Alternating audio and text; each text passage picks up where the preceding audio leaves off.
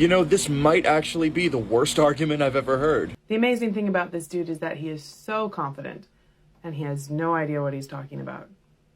I guess that could be a life skill. Number 1, the fetus can feel pain. It's fully aware of the fact that it's being removed from its mother's womb during the process of abortion.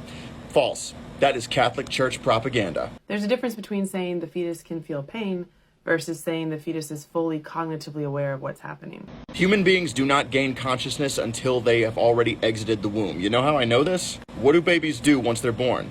They cry. What do they not do while they are still inside the mother? Any guesses? Fetuses do cry in the womb.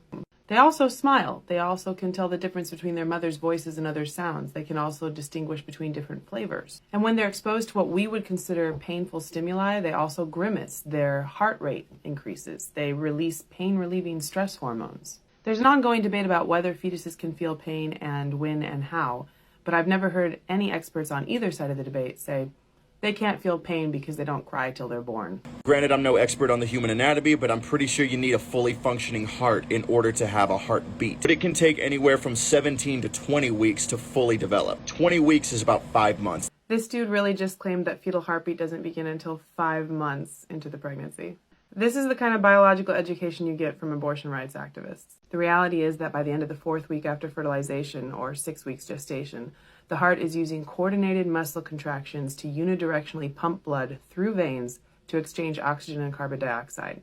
The heart is beating. When exactly should a fetus be considered a viable life of its own? Me personally, I think it's a life of its own once it can survive outside of the mother's womb and not a second before. You personally believe that it's a viable life once it can survive outside the mother's womb? That's the definition of viability. You're saying you personally believe in the definition of viability? We aren't asking when she's viable. We're asking when she is a separate human life with the right to not be killed. You did nothing to explain why 1 second before a fetus is viable, it's okay to kill him or her, and then 1 second later, it's not. You just asserted your personal view and claimed you were busting myths. Nobody, and The Rock means nobody, has the right to use your body if you don't want them to, and that includes a child. So a second ago, you said you personally believe that the fetus is a viable human life once the fetus is viable. Some premature babies born as early as 22 weeks have survived, but to be conservative, let's assume viability is like 26 weeks. Do you think elective abortion should be legal past that, into the 3rd trimester? And by that I mean, should it be legal for a woman to abort a 3rd trimester viable fetus when the fetus is healthy and the woman is healthy and there is no medical emergency? If you're uncomfortable with that, then you already recognize a situation where you think a fetus has the right to use her mother's body. And if you accept 3rd trimester elective abortion, okay, but that puts you out of step with the vast majority of Americans and nearly every single country in the world.